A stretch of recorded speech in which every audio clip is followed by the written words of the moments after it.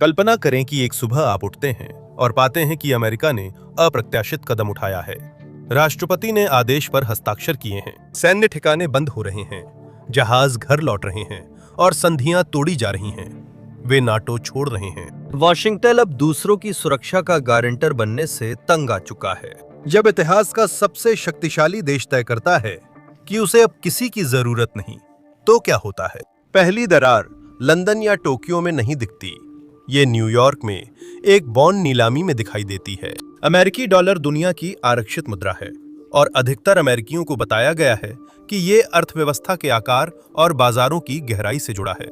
यह कहानी का एक हिस्सा ही है, वो हिस्सा जो कभी सुर्खियों में नहीं आता, बहुत साधारण है। डॉलर वैश्विक व्यापार के केंद्र में इसलिए है क्योंकि पिछले 70 वर्षों से अमेरिका ही एकमात्र देश है जो यह गारंटी दे सकता है कि नियमों का पालन कराया जाएगा। मलक्का जलडमरू मध्य से गुजरने वाला हर कंटेनर जहाज, सऊदी अरब से निकलने वाला हर तेल का बैरल, अटलांटिक को पार करने वाली हर समुद्र के नीचे बिछी केबल, ये सब अमेरिकी सुरक्षा छत्र में हुआ, जिसकी मांग कभी नहीं करनी पड़ी क्योंकि वो हमेशा था।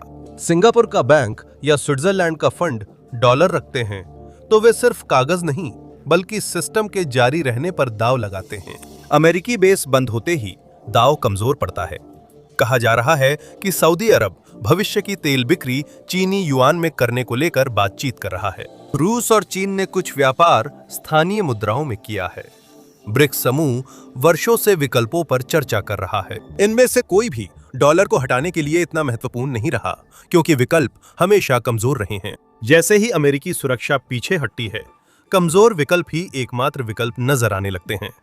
सबसे पहले अमेरिकी वित्त मंत्रालय को इसका एहसास होता है। विदेशी खरीदार जो अमेरिकी संघीय कर्ज का लगभग 1/4 यानी 9 ट्रिलियन डॉलर से अधिक रखते हैं, अपनी हिस्सेदारी धीरे धीरे कम करने लगते हैं। पहले 1/4, फिर आधा, फिर पूरा प्रतिशत।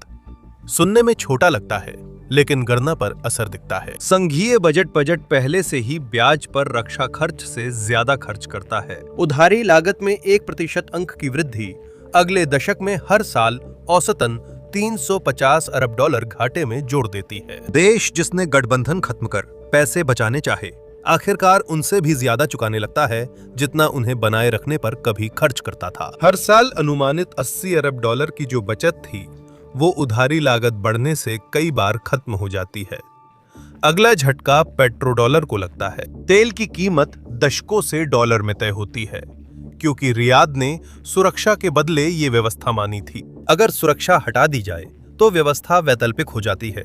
सऊदी अरामको, यूएई और फिर इराक बड़े पैमाने पर युआन स्वीकार करने लगते हैं। कुछ महीनों में वैश्विक तेल व्यापार का बड़ा हिस्सा डॉलर से बाहर हो जाता है और यही बात कभी साफ नहीं कही गई थी। सालों तक जब अमेरिकी सेना वहां मौजूद थी, वो एक दूसरा काम भी कर रही थी, डॉलर को मजबूत बनाए रखना। वापसी का पहला शिकार खुद अमेरिकी ट्रेजरी बनता है। लगभग 80 देशों में करीब 750 अमेरिकी सैन्य ठिकाने हैं। बड़े ठिकाने ही खबरों में आते हैं। रामस्टीन, यूरोप, अफ्रीका और मध्य पूर्व जाने वाले अमेरिकी सैन्य हवाई माल और कर्मियों का सबसे बड़ा विदेशी लॉजिस्टिक्स हब है। कुछ ठिकाने छोटे, शांत और आसानी से नजरअंदाज किए जा सकते हैं। ईंधन भरने वाली हवाई पट्टियां, रडार स्टेशन, उपकरण डिपो, आकार कोई भी हो, सब एक ही चीज खरीदते हैं। फारस की खाड़ी में कोई संकट आता है तो अगर सेनाएं पहले से पास में हैं, तो प्रतिक्रिया के लिए कुछ घंटे मिलते हैं, लेकिन अगर उन्हें महासागर पार करना पड़े तो इसमें हफ्तों लग जाते हैं। बाल्टिक देशों में अगर रूसी टुकड़ी बढ़े और उपकरण पहले से तैनात हों तो कुछ घंटों में सामना किया जा सकता है, लेकिन अगर वे अमेरिका के गोदामों में हैं तो सामना संभव नहीं। समय एकमात्र सैन्य संसाधन है जिसे खरीदा, बनाया या जमा नहीं किया जा सकता। ठिकाने बंद होने पर अमेरिका समय खो देता है और विमान वाहक पोत लौट आते हैं। अमेरिकी नौसेना के 11 विमान वाहक पोतों का बेड़ा सबसे बड़ा है, लेकिन नॉरफॉक में तैनात एक पोत भूमध्य सागर के पोत जैसा नहीं है। मौके पर तैनात होने में हफ्तों लगते हैं, जो संकट में निरोधक असर और उसके बाद के अंजाम का अंतर तय करते हैं। होर्मुज जलडमरू मध्य में एक वाणिज्यिक टैंकर जब्त हो जाता है। आमतौर पर विमान वाहक पोत समूह कुछ घंटों की दूरी पर होता था, लेकिन अब सबसे नजदीकी पोत अटलांटिक पार कर रहा है और समय पर प्रतिक्रिया नहीं मिलती। वह जहाज जा चुका है और दशकों में पहली बार दुनिया एक नियम को टूटते और टूटा हुआ ही देखते हैं। इसके बाद तुरंत युद्ध नहीं होता, ये कुछ और खतरनाक है, जांच परख। रूस बाल्टिक देशों को परखता है, चीन ताइवान के चारों ओर लंबे समय तक चलने वाले नाकाबंदी अभ्यास करता है, ईरान अपने समर्थित गुटों को सऊदी बुनियादी ढांचे के करीब भेजता है। इनमें से कोई भी लाल रेखा पार नहीं करता। ऐसा इसलिए है क्योंकि अब रेखाएं स्पष्ट नहीं रहीं। दुनिया समझने लगी है कि वह कितनी दूर जा सकती है। व्यवस्था सिर्फ ढहती नहीं बल्कि धीरे धीरे क्षीण होती है। अमेरिकी बेसिंग नेटवर्क सिर्फ दूर दराज तक सैन्य शक्ति पहुंचाने नहीं था, बल्कि एक वैश्विक स्टॉपवॉच था। अब वह घड़ी अलग ढंग से चल रही है। अब यूरोप को 70 साल से टले सवाल का जवाब देना है। अमेरिका के बिना नाटो का टूटना कोई साफ सुथरा मामला नहीं होगा। अचानक उससे अपेक्षा है कि वह खुद खड़ा हो। कागजों पर यूरोप मजबूत नजर आता है। इसकी अर्थव्यवस्था विशाल है, आबादी बड़ी है, सैन्य ताकत उन्नत है, लेकिन इसमें कई कमियां हैं, जैसे वायु रक्षा। रूस यूक्रेन युद्ध के शुरुआती दौर में यूरोपीय देश अपने अभियानों को जारी रखने के लिए अमेरिकी आपूर्ति किए गए इंटरसेप्टर्स पर काफी हद तक निर्भर थे। उनकी फैक्ट्रियां पर्याप्त उत्पादन नहीं कर रही थीं। एक महाद्वीप जिसे रूस को रोकना था, वो अपने दम पर एक मध्यम आकार के देश की रक्षा के लिए पर्याप्त मिसाइलें भी नहीं दे सका। खुफिया स्थिति तो और भी खराब है। Five eyes network America, Britain, Canada, Australia और न्यूजीलैंड को जोड़ता है, जिससे सभी सदस्यों को ऐसी जानकारी मिलती है जिसकी बराबरी कोई भी यूरोपीय तंत्र अपने दम पर नहीं कर सकता। जर्मनी के पास BND है, ब्रिटेन के पास GCHQ है, लेकिन इनमें से कोई भी NSA की पहुंच के करीब नहीं है। अगर अमेरिकी फीड बंद हो जाए तो यूरोपीय नेता अंधेरे में रहेंगे। वे रूसी सैनिकों की गतिविधियों पर फैसले निजी कंपनियों से खरीदी गई सैटेलाइट इमेजेस के आधार पर लेते हैं। फिर सवाल उठता है कि असल में गठबंधन का नेतृत्व कौन करता है। 1951 से नाटो की सैन्य कमान एक अमेरिकी 4 स्टार जनरल के हाथ में रही है। हर योजना, हर अभ्यास उसी कमान संरचना के इर्द गिर्द तैयार किया गया है। कागज पर फ्रांसीसी जनरल को उस कुर्सी पर बैठाना सही लगता है, लेकिन जैसे ही उसे अमेरिकी समर्थन के बिना अमेरिकी ढांचे का इस्तेमाल करते हुए अंग्रेजी में जर्मन सैनिकों को आदेश देने पड़े, स्थिति बदल जाती है। विखंडन तो अभी से साफ दिख रहा है। हंगरी यूक्रेन को हथियारों की आपूर्ति रोक रहा है। तुर्की रूसी वायु रक्षा प्रणाली खरीद रहा है। वो गठबंधन जो दशकों तक एकजुट था, क्योंकि अमेरिका सबको साथ लाता था, हठी सदस्य देशों पर दबाव डाल सकता था या उनकी आपत्तियों को दरकिनार कर सकता था। इसके बिना हर असहमति एक वीटो में बदल जाती है। रूस को फायदा उठाने के लिए आक्रमण करने की जरूरत नहीं है, उसे बस दरारों के और चौड़ा होने का इंतजार करना है। एस्टोनिया में घुसने वाली अतिरिक्त बलों से सुदृढ़ की गई बटालियन को नेटो से नहीं लड़ना होगा। उसे बस यूरोपीय देशों के उस किसी भी समूह का सामना करना है जिसे उपलब्ध समय में इकट्ठा किया जा सके, और उस किसी भी कमान के तहत जो इस टूटे हुए ढांचे के मलबे से जैसे तैसे बनाई जाए। यह सवाल ये नहीं है कि नेटो मौजूद है या नहीं, सवाल ये होगा कि क्या वह काम करता है। जब यूरोप एक अस्तित्वगत संकट से जूझ रहा होगा, एशिया अपने कदम बढ़ाएगा। जापान 1945 से अमेरिकी परमाणु सुरक्षा के तहत रहा है। अमेरिकियों द्वारा युद्ध के बाद लिखा संविधान जापानी सेना को केवल आत्मरक्षा तक सीमित करता है। अधिकतर समय देश ने यथास्थिति बनाए रखी, लेकिन अमेरिकी सुरक्षा गारंटी के बिना वह व्यवस्था बिखर जाती है। जापान के पास तकनीकी क्षमता है कि वह कुछ महीनों में परमाणु हथियार विकसित कर सकता है। उसके पास इतना प्लूटोनियम जमा है कि वह हजारों वॉरहेड्स बना सकता है। इसे रोकने वाली एकमात्र चीज ये थी कि इसकी जरूरत नहीं थी। सुरक्षा छाता हटते ही वही जरूरत पैदा हो जाती है। उत्तर कोरिया की मिसाइल टेस्ट होक्काइडो के करीब से गुजरने पर जापान की प्राथमिकताएं बदलती हैं। दक्षिण कोरिया भी यही झेल रहा है। स्वतंत्र परमाणु प्रतिरोधक के लिए जनता का समर्थन लंबे समय से है। अमेरिकी सेनाएं न हो तो यह समर्थन नीति बन जाता है। प्योंगयांग के परमाणु हथियारों का खतरा गंभीर है। कोरिया में अमेरिकी सेनाएं प्रतिरोधक थीं। अगर सैनिकों को हटा लिया जाए तो वह प्रतिरोधक कहीं और से आना पड़ेगा। ताइवान सबसे बुरी स्थिति में आ जाता है। ताइवान के प्रति अमेरिकी नीति जानबूझकर एक ग्रे जोन रही है। उसकी सुरक्षा अस्पष्टता पर निर्भर करती है। वॉशिंगटन ताइवान की स्वतंत्रता को मान्यता नहीं देता और उसकी रक्षा का वादा भी नहीं करता। ये सवाल खुला छोड़ने से बीजिंग को आक्रमण का बड़ा जोखिम लगता है और वो कार्रवाई नहीं करता।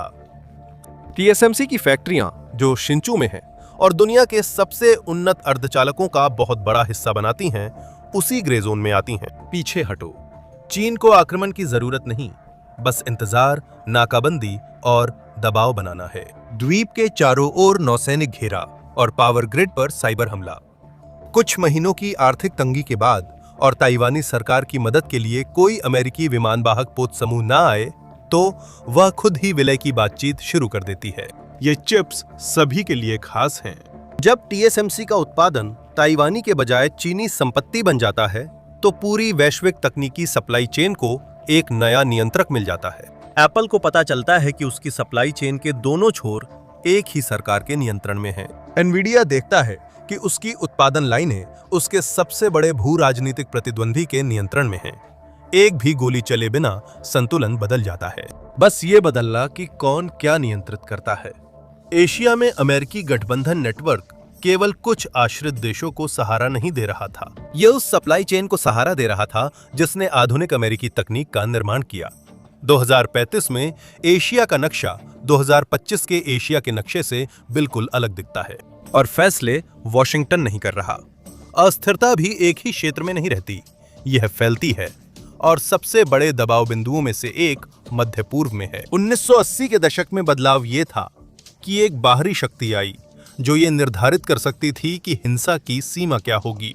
ये अमेरिकी पांचवा बेड़ा था जिसका मुख्यालय बहरीन में है, जिसमें कैरियर ग्रुप्स और हवाई संसाधन फारस की खाड़ी में तैनात रहते हैं। संसाधन कतर, कुवैत और यूएई में तैनात थे। उसकी मौजूदगी ने संघर्ष तो नहीं रोके, लेकिन उन्हें क्षेत्रीय महाशक्तियों के खुले युद्ध में बदलने से जरूर रोका। सऊदी अरब और ईरान ने वर्षों तक प्रॉक्सी युद्ध लड़े, लेकिन सीधे नहीं लड़े, क्योंकि इससे अमेरिका की प्रतिक्रिया आती, जो दोनों नहीं चाहते थे। अगर फिफ्थ फ्लीट हटाई जाए तो लगाम छूट जाती है। ईरान के पास पहले से ही क्षेत्र में सबसे बड़ा बैलिस्टिक मिसाइल भंडार है। अप्रैल 2024 में इजराइल पर उसका ड्रोन और मिसाइल हमला 21वीं सदी का सबसे बड़ा सीधा राज्य पर राज्य मिसाइल हमला था। यह हमला काबू में रहा क्योंकि अमेरिका, ब्रिटेन, फ्रांस और जॉर्डन की सेनाओं ने इजराइल को मिसाइलें गिराने में मदद की। अगर अमेरिकी मदद न मिलती तो हमला इजरायली रक्षा तंत्र पर भारी पड़ जाता और जवाब में परमाणु हमला या उसके करीब होता। और सऊदी अरब ये सब घबराहट के साथ देख रहा है। इस राजशाही ने इशारा किया है कि अगर ईरान के पास परमाणु बम आ जाता है तो वे भी एक हासिल कर लेंगे। संभावना है कि वे पाकिस्तान से परमाणु हथियार खरीदेंगे। सऊदी पाकिस्तान रिश्ते में वर्षों से पाकिस्तान के परमाणु कार्यक्रम को वित्तीय मदद शामिल रही है। अनकहा समझौता हमेशा यही रहा है कि जरूरत पड़ने पर यह एहसान लौटाया जाएगा। जब अमेरिकी चले जाएंगे तो ये एहसान मांगा जाएगा। परमाणु हथियारों की ऐसी दौड़ जिसमें बड़े देशों के पास न प्रारंभिक चेतावनी प्रणाली है न दूसरा हमला करने की क्षमता, ऐसा जोखिम पहले कभी नहीं हुआ। क्षेत्रीय मिसाइल लॉन्च पर प्रतिक्रिया के लिए केवल 6 मिनट मिलते हैं, लेकिन रियाद या तेहरान में इतनी जल्दी निर्णय लेने की व्यवस्था नहीं है। और ये सब तो तेल की बात से पहले है। रोज लाखों बैरल तेल होर्मुज जलडमरू मध्य से गुजरता है। 5वें बेड़े के बिना हर टैंकर कप्तान ये हिसाब लगा रहा है कि अगली ईरानी गश्ती नाव उन्हें जाने देगी या डुबो देगी। तेल महंगा ही नहीं, अनिश्चित भी रहता है। बाजार अनुमान न लगा सकने वाली चीज को स्थिर नहीं कर सकते। एक भी व्यवधान वैश्विक आपूर्ति श्रृंखलाओं में झटके भेज देगा। हर कोई इसे महसूस करता है। गैस पंप पर अमेरिकी उपभोक्ता भी। अचानक बढ़ोतरी से एक बार टैंक भरवाने पर $15 से $25 ज्यादा देना पड़ता है। एयरलाइंस ईंधन लागत के कारण किराए बढ़ाती हैं। ट्रकिंग लागत बढ़ने से कुछ ही हफ्तों में किराने की दुकान के हर गलियारे में दाम बढ़ जाते हैं। इसी कारण ये अमेरिका में बड़ी खबर न बनकर सिर्फ एक बिल की तरह दिखता है। मध्य पूर्व वैश्विक ऊर्जा प्रणाली का धमनी है। वह धमनी तभी खुली रहती है जब किसी नौसैनिक शक्ति की उस पर नजर हो। लॉकहीड मार्टिन की F-35 उत्पादन लाइन पर काम करने वाला रक्षा ठेकेदार विदेशी नीति की रिपोर्टें नहीं पढ़ता। वह तनख्वाह की पर्ची पढ़ता है और सहयोगी देशों के ऑर्डर बंद होते ही उसकी पर्ची नीति बदलने से पहले ही बदल जाती है। जो सिस्टम अमेरिकी ताकत विदेशों में दिखाता है, वही वैश्विक रक्षा अर्थव्यवस्था भी चलाता है। अमेरिकी रक्षा उद्योग दुनिया में सबसे बड़ा है और अंतर इतना बड़ा है कि कोई और उसके करीब भी नहीं आता। लॉकहीड मार्टिन, रेथियन और बोइंग जैसी कंपनियां वैश्विक रक्षा खर्च में अग्रणी हैं, जिसमें अमेरिकी ही नहीं सहयोगी देशों की खरीद भी शामिल है। F-35 कार्यक्रम, जो इतिहास का सबसे महंगा हथियार प्रणाली है, को सहयोगी खरीदारों ने आर्थिक रूप से टिकाऊ बनाए रखा है। Britain, Italy, Australia, Japan, Poland समेत दर्जन भर से ज्यादा अन्य देशों ने भी इसमें शामिल होने पर सहमति दी है। विमान की यूनिट लागत समय के साथ इसलिए घटी है क्योंकि इसका उत्पादन इतने सारे ग्राहकों में बांटा गया है। अगर वे गठबंधन से बाहर जाते हैं तो वे ग्राहक भी साथ छोड़ने लगते हैं। कुछ के पास तुरंत दूसरा विकल्प नहीं होगा। ब्रिटेन रूसी लड़ाकू विमान खरीदना शुरू नहीं करेगा, लेकिन दीर्घकालिक अनुबंध, रखरखाव समझौते और अगली पीढ़ी के कार्यक्रमों पर सभी पर सवालिया निशान लगे हुए हैं। जर्मनी, फ्रांस और स्पेन के साथ मिलकर फ्यूचर कॉम्बैट एयर सिस्टम विकसित कर रहा था, जो F-35 का यूरोपीय विकल्प है। अमेरिकियों के जाने के बाद वह कार्यक्रम बैकअप विकल्प से प्राथमिकता बनता है।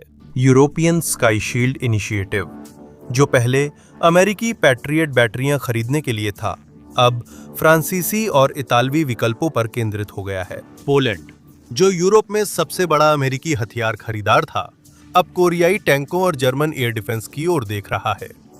ये रक्षा उद्योग की आमदनी और नौकरियों पर असर डालता है। 1 मिलियन से ज्यादा अमेरिकी इस क्षेत्र में काम करते हैं। कारखाने टेक्सास, मैन और वर्जीनिया में हैं। उन क्षेत्रों का प्रतिनिधित्व करने वाले कांग्रेस के सदस्य दशकों से गठबंधन प्रणाली का बचाव करते आ रहे हैं, क्योंकि उनके मतदाताओं की आमदनी इसी पर निर्भर करती है। वापसी का असर सबसे पहले उन्हीं क्षेत्रों पर पड़ता है। फोर्ट वर्थ में एक रक्षा ठेकेदार को नाटो छोड़ने की राजनीति से फर्क नहीं पड़ता, उसे तनख्वाह और भविष्य की चिंता है। अमेरिकी सैन्य उपस्थिति ने संघर्षों की एक पूरी श्रेणी को दबा कर रखा है, जिनके बारे में लगभग कोई बात नहीं करता, क्योंकि वे कभी हुए ही नहीं। ग्रीस और तुर्की 1974 से एजियन सागर क्षेत्र पर विवाद में हैं। दोनों नेटो सदस्य हैं, जिससे कई बार उनकी बहसें हिंसक होने से बची हैं। इसके बिना पूर्वी एजियन द्वीप ओटोमन साम्राज्य के समय के बाद पहली बार विवादित हो जाते हैं। फिलीपींस और चीन दशकों से स्कारबोरो शोल व स्प्रेटली द्वीपों पर विवाद कर रहे हैं। मनीला के प्रति अमेरिकी संधिदायित्वों ने विवाद को सिर्फ जलतोपों और कोस्ट गार्ड के आमने सामने तक सीमित किया है। अगर उन दायित्वों को हटा दिया जाए तो चीनी कोस्ट गार्ड चीनी नौसेना बन जाएगी, विवादित द्वीप चीनी द्वीप बन जाएंगे। आर्मेनिया और अजरबैजान ने 2020 और 2023 में युद्ध लड़ा, लेकिन दोनों अमेरिका के संधि सहयोगी नहीं होने से अंतर्राष्ट्रीय प्रतिक्रिया कमजोर रही। अब उस पैटर्न को 30 से गुना कर दीजिए। हर क्षेत्र में जहां छोटे देश मानते थे कि उनकी सीमाओं का सम्मान होगा, क्योंकि उल्लंघन की कीमत आक्रांता के लिए बहुत महंगी थी, स्वाभाविक था कि महाशक्तियां क्षेत्र के लिए प्रतिस्पर्धा कर रही थीं और कोई बाहरी शक्ति सीमाएं तय नहीं कर सकती थीं। प्रमुख देशों के बीच बार बार युद्ध होते थे। हर पीढ़ी में सीमाएं बदल जाती थीं। छोटे देशों को उनके पड़ोसी आम बात की तरह निगल जाते थे। नाटो से बाहर निकलने से दुनिया शांतिपूर्ण नहीं होती, बल्कि हम पुराने ढर्रे पर लौट जाते हैं, लेकिन उन हथियारों के साथ जो उस पुराने ढर्रे में कभी थे ही नहीं। 2015 में रूसी खुफिया एजेंसी से जुड़े एक साइबर हमले ने सर्दियों में यूक्रेन के बिजली ग्रिड का बड़ा हिस्सा ठप कर दिया था। सैकड़ों हजारों लोग शून्य से नीचे तापमान में गर्मी और बिजली से वंचित हो गए थे। वो हमला तब हुआ था जब अमेरिकी निरोधक क्षमता अभी भी नाममात्र रूप से कायम थी। अगर निरोधक क्षमता को पूरी तरह हटा दिया जाए तो उस तरीके का इस्तेमाल चेतावनी के तौर पर नहीं, बल्कि किसी भी पारंपरिक हथियार के चलने से पहले शुरुआती कदम के रूप में किया जाएगा। अक्सर युद्ध वही नहीं होते जिनकी योजना बनाई गई हो, बल्कि वे होते हैं जो पहले कभी शुरू नहीं हुए, क्योंकि उनकी शुरुआत अमेरिकी प्रतिक्रिया के कारण महंगी पड़ती थी। अगर वो प्रतिक्रिया हटा दें तो सारा गणित बदल जाता है। इसे सबसे पहले आजमाने वाला देश शायद रूस या चीन से छोटा कोई देश होगा। किसी कम देखे जाने वाले क्षेत्र में कुछ ऐसा करेगा जो पुराने जमाने में अकल्पनीय था। लेकिन एक बार जब मिसाल कायम हो जाती है तो हर कोई नोट्स लेने लगता है। वो देश जिसने दुनिया से किनारा कर लिया, वो कोई मजबूत अमेरिका नहीं बना जो भारी बोझ से आजाद हो गया हो। ये एक छोटा अमेरिका बन गया है जो अब 70 साल की निवेश पर कोई लाभ नहीं कमा रहा है। अड्डों, जहाजों और विमानों पर खर्च हुए खरबों कभी सहयोगियों के लिए तोहफा नहीं थे। ये उस व्यवस्था में प्रवेश शुल्क थे जिसने बदले में अमेरिकी कंपनियों को पृथ्वी के हर बड़े बाजार में प्राथमिकता से पहुंच दी थी। इसने अमेरिकी बैंकों को वैश्विक वित्त में केंद्रीय स्थान दिया। इसने अमेरिकी खुफिया एजेंसियों को अब तक का सबसे व्यापक खुफिया संग्रह नेटवर्क सौंपा। ये सभी फायदे गठबंधनों से ही मिले थे। इनमें से कोई भी फायदा पूरी तरह से वापसी के बाद नहीं बचता। S&P 500 की करीब 40% आय अंतरराष्ट्रीय बाजारों से कमाने वाली अमेरिकी बहुराष्ट्रीय कंपनियां तरजीही पहुंच खोती हैं। अब Amazon को तेज मंजूरी, ढीला प्रवर्तन या बड़े सरकारी और इंटरप्राइज कॉन्ट्रैक्ट्स का डिफॉल्ट विकल्प जैसे फायदे चुपचाप नहीं मिलते। यूरोपीय संघ एकाधिकार विरोधी कानूनों के और सख्त प्रवर्तन, डेटा संप्रभुता के नियम और डिजिटल सेवा कर लागू करता है। एशियाई बाजार, जिन्हें अब अमेरिकी प्रतिभूतियों की जरूरत नहीं है, अपनी खरीद प्रक्रियाओं में अमेरिकी कंपनियों के लिए अपवाद बनाना बंद कर देते हैं। अमेरिकी बैंक जो लंबे समय से डॉलर क्लियरिंग से लाभ कमा रहे थे, अब वैकल्पिक निपटान प्रणालियों को विकसित होते देख रहे हैं। 2015 से चीन द्वारा विकसित सीमा पार अंतरबैंक भुगतान प्रणाली में लेन देन बढ़ने लगे हैं। ब्रुसेल्स स्थित स्विफ्ट अब अमेरिकी वित्तीय शक्ति के विस्तार की तरह कम और एक तटस्थ सेवा की तरह अधिक दिखाई देता है। अमेरिका को आयात के लिए खुद छपे कागज से भुगतान का जो फायदा था, वो धीरे धीरे कम हो रहा है। अमेरिकी उपभोक्ता, जिन्हें विकसित देशों में सबसे सस्ता पेट्रोल, इलेक्ट्रॉनिक्स और क्रेडिट मिलता था, अब पाते हैं कि इन तीनों को आंशिक रूप से उस गठबंधन प्रणाली से सब्सिडी मिल रही थी जिसके बारे में उन्होंने कभी नहीं सोचा था। पूरे के पूरे गठबंधन और सब्सिडी गायब हो जाते हैं।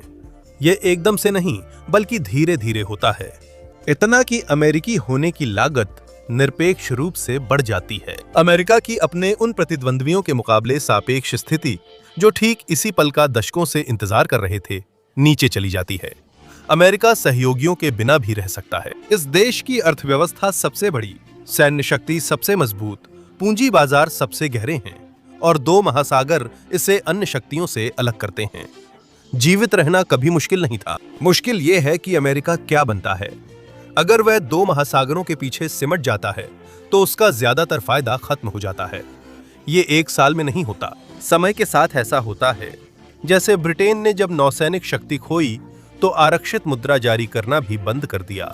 हर साम्राज्य जिसने कभी भी आपसी निर्भरता की सच्चाई के बजाय अलगाव की सुविधा को चुना है, उसने ये पाया है कि दुनिया बिना रुके आगे बढ़ती रहती है। इस कहानी का एक रूप है जहां पीछे हटना सही था, क्योंकि साम्राज्य की लागतें लाभ से ज्यादा हो गई थीं। उस रूप के पक्ष में दशकों से गंभीर लोग तर्क देते रहे हैं और यह विचार योग्य भी है। वो रूप जिसमें अमेरिका बस यूं ही पीछे हट जाता है और इसके कारण वो और भी मजबूत, स्वतंत्र और समृद्ध हो जाता है। असल में गणित ऐसा नहीं दिखाता। सेना अभी भी पूरी तरह से मौजूद है, लेकिन उसके चारों ओर का देश सिमट जाता है। इसका प्रभाव, पहुंच और वैश्विक फैसलों में हिस्सेदारी कम हो जाती है, जो अब वॉशिंगटन की बजाय बीजिंग, ब्रुसेल्स या रियाद में लिए जाते हैं। नक्शा इंतजार नहीं करता। जब वॉशिंगटन अपने नुकसान पर बहस करता है, तब तक कलम बीजिंग के हाथ में आ चुकी होती है। नाटो से बाहर निकलना किसी हारी हुई जंग, किसी चुनाव या किसी लड़ाई की बात नहीं है, बल्कि एक विकल्प चुनने की बात है। और भू राजनीति में सबसे महंगी चीज कभी भी अंदर बने रहने की कीमत नहीं रही है। ये हमेशा बाहर निकलने की कीमत रही है। ये कीमत चुपचाप उन लोगों ने चुकाई जिन्हें फैसले पर वोट करने का मौका नहीं मिला, जिसने सब बदल दिया। आज मेरे साथ जुड़ने के लिए धन्यवाद। आशा है आपको वीडियो पसंद आया होगा। ऐसे और वीडियो के लिए सब्सक्राइब करें और नोटिफिकेशन ऑन करें, इससे फर्क पड़ता है। एक बार फिर धन्यवाद और मैं आपको अगली बार मैप पैक पर मिलूंगा।